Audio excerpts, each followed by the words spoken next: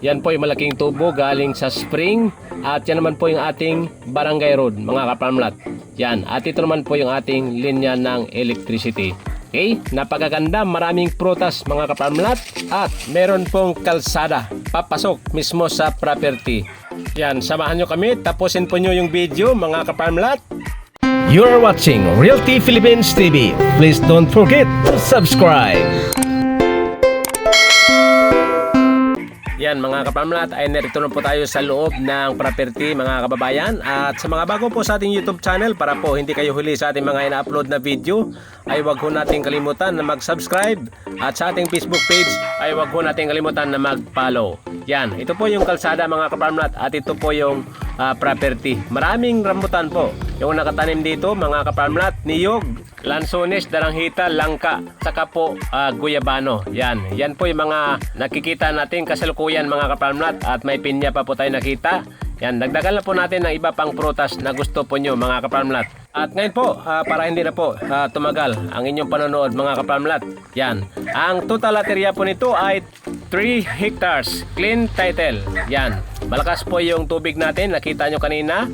At makakapasok mismo dito sa loob po yung sasakyan. Yan o, tingnan niyo po yung bulaklak po ng rambutan mga kaparmlat. Yan, pag nabuo po yan ay maraming bunga ng rambutan na naman yung ating makukuha dito mga kaparmlat. Yan. At ang ating location po ay Santa Maria, Laguna pa rin tayo mga kaparmlat. Yan, ang ating distansya mula dito hanggang dyan po sa Cemented Barangay Road ay nasa 300 meters lamang. Yan, ito naman po yung bakod nila mga kaparmlat kasi meron po sila mga pabo at pato, manok. Yan, para hindi po makaalpas sa kabilang part. Yan po, tingnan nyo yung mga alaga nila mga kababayan. Yan, oh. At pwede ho kayo maglagay ng fish pond dito po sa property dahil malaking tubo yung kanina. At kung kayo makabili ng farm mga kaparmlat, yan, isa ito sa dapat nyo padamihin. Yan, mahal po kasi yan sa ungpin mga kaparmlat. Yan, umaabot yan minsan ng 350 to 500 per kilo. Okay?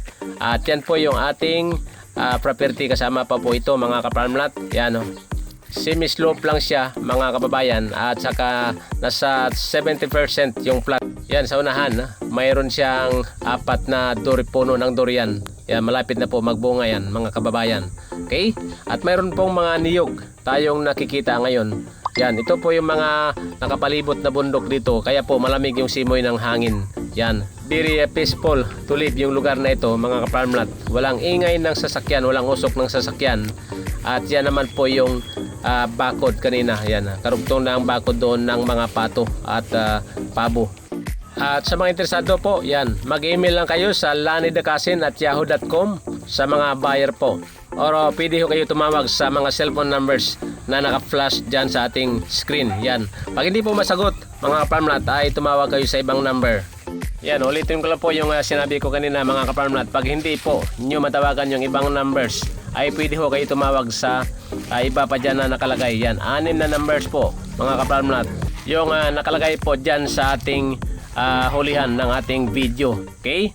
Yan po, tapusin nyo yung video. Nandyan po yung messenger at saka po email. Yan po, ang ganda mga kaparmlat. May Carabao grass and then sa taas po ay may niyog. Yan, ang niyog po ay hindi pa po matanda. Yan, matagal pang panahon nyo mapakinabangan ito. Yan, maraming bunga po mga kaparmlat. Okay?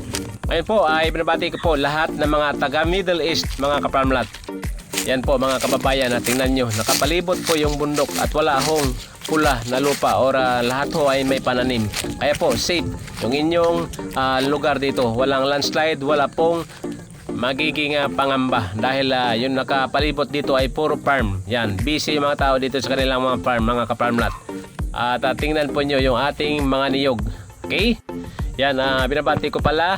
Ulitin ko lang po yung mga taga Middle East at saka Europe. Diyan po sa United Kingdom. Yan, bihira ko lang nababanggit yung lugar na yan. Pero maraming mga callers natin from United Kingdom.